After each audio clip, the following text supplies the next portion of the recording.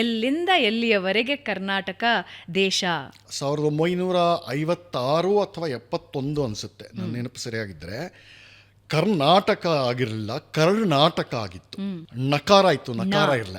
ಕರ್ನಾಟಕ ಅಂದರೆ ಇದರ ಮೂಲ ಬರೋದು ಸಂಸ್ಕೃತ. ಬೇರೆ ಬೇರೆ ಉತ್ಪತ್ತಿ ಹೇಳ್ಬೋದು. ಒಂದು ಮೂಲದ ಪ್ರಕಾರ ಕರ್ಣೇಶು ಅಟತಿ ಇತಿ ಕರ್ನಾಟಕ ಅಂತ.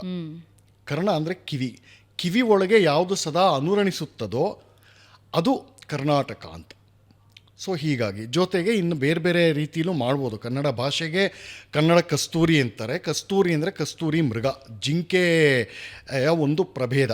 ಆ ಗುಂಪಿಗೆ ಸೇರುವಂತಹ ಒಂದು ಪ್ರಭೇದಕ್ಕೆ ಕಸ್ತೂರಿ ಮೃಗ ಅಂತ ಕರೀತಾರೆ. ಅದು ಸುಗಂಧ ತನ್ನ ದೇಹದಿಂದನೇ ಅದು ಉತ್ಪತ್ತಿ ಮಾಡುತ್ತೆ. ಹಾಗಾಗಿ ಅಂಥ ಕಸ್ತೂರಿ ಸುಗಂಧ ಉಳ್ಳಂತಹ ಭಾಷೆ ಮಾತಾಡಿದ್ರೆ ಆ ಕಸ್ತೂರಿ ಸುಗಂಧ ನಮಗೆ ಕೇಳೋವ್ರಿಗೂ ಮಾತಾಡೋವ್ರಿಗೂ ಒಂದು ಭಾಸ ಆಗುತ್ತೆ. ಅದಕ್ಕೆ ಕನ್ನಡ ಕಸ್ತೂರಿ, ಅಷ್ಟು ಇಂಪಾಗಿ ಇರುವಂತಹ ಭಾಷೆ ಕನ್ನಡ ಅಂತ